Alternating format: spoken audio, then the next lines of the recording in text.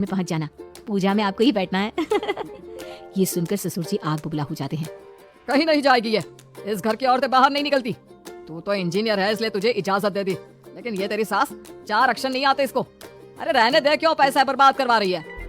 सास को डांटने की आदत ससुर जी को जो लग चुकी थी, सास बहू की ओर देखती है। तो माँ जी कल वक्त से तैयार रहना। ससुर जी आप ही तो माँ जी को कहते थे ना उन्हें पैसे की कदर नहीं है, तो अब वो खुद ही कमाने जा रही हैं। अरे और क्या पापा, देखिए मीना ने कितना अच्छा बुटीक खुला है माँ के लिए। अरे रहने दो, ये कुछ नहीं कर पाएगी, गवार कहीं। ससुर की रजामंदी ना होने के बाद भी सास काम करती है, लेकिन ससुर भी ससुर होता है। एक रोज सास देर से घर आती है। कहाँ घूम रही थी? या कोई वक्त है घर आने का? घर का ठेका क्या आप मर्द लेंगे अब लोगों की रसोई में? क्योंकि तुम्हारी बहू रानी भी नहीं आई अभी तक। पापा आज बाहर से ही मंगवा लेते हैं। आज बहुत ज्यादा काम था, किसी की शादी का पूरा कपड़ा सिलना था। कल उन लोगों की ट्रेन थी, खुद बैठकर काम करवा कर गए हैं। बहू ये पैसे हैं आज के गल्ले के, जरा संभाल ले। ससुर देख रहा होता है कि कैसे कल तक जिस औरत को वो बुरा भला कहकर डरा कर रखता था, वो आज उससे ज्यादा कमा रही है।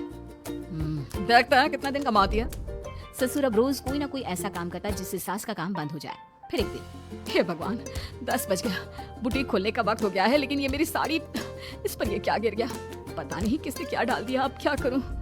सास दोबारा अलमारी से दूसरी साड़ी निकालती है, फिर उसे प्रेस करती है और किसी तरह बुटीक पहुंचती है जहां पहले से ही कस्टमर खड़े होते हैं। अरे क्या हो गया?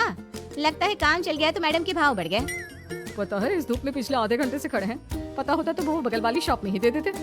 अरे माफ करिएगा, वो क्या हुआ ना, तैयार होकर निकल ही रही थी कि साड़ी में सॉस गिर गया। दोबारा साड़ी चेंज की तो आप आई। ठीक है, लेकिन अब आ गई है तो जरा जल्दी से कपड़े दे दो, हमें जाना है। सास को कस्टमर की बात बुरी लगती है, लेकिन क्या करती, वो जल्दी से सभी को सारा सामान देकर विदा करती है। सारा दिन काम करती है। वो निकल ही रही थी कि कस्टमर आती है। जी वो मेरी साड़ी है ना शादी की, उसका लहंगा बनवाना है। हाँ हाँ क्यों नहीं, बनवा लो। शादी की साड़ी के साथ इमोशंस जुड़े होते हैं।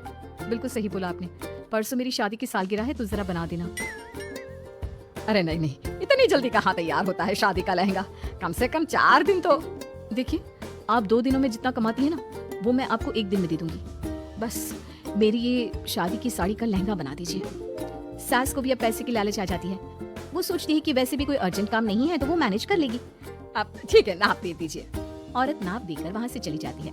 सास सोचती है कि घर जाकर रात में काम करेगी। ये सोचकर वो उस औरत की शादी की साड़ी घर ले आती है। वाह, अब काम घर पर भी ले आ रही हो। हाँ लेकिन घबराइए नहीं, घर के काम में कोई असर नहीं होगा। सास घर का काम करती है, बहू के साथ खाना बनाती है, खिलाती है और फिर क्या बात है सासू माँ, बड़ी जल्दी जल्दी काम कर रही हैं आज। सास बहू को सारी बात बताती है। क्यों माँ जी, इतनी भी क्या मेहनत करना? अरे बात सिर्फ पैसे की नहीं है, बल्कि उस बेचारी औरत की इमोशंस की भी थी। ये उसकी शादी की साड़ी है ना। ससुर पास खड़ा सब सुन रहा था। अब देखो, बहुत काम करने का शौक है ना, कैसे भरे बाजार तुम्हारी दुकान खुद तुम बंद करोगी। जब सास पूरी रात काम करके सुबह लेटती है, मौका देखकर ससुर कैंची से साड़ी को काट देता है।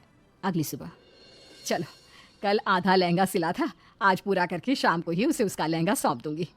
लेकिन ये क्या, सास जैसे ही लहंगा उठाती है, लहंगा तो फटा होता है। वहीं ससुर छुपकर सास को देख रहा था। हाय रे, ये किसने किया? ससुर छुपकर हंस रहा था। बहू देख लेती है और ससुर के पास जाती है।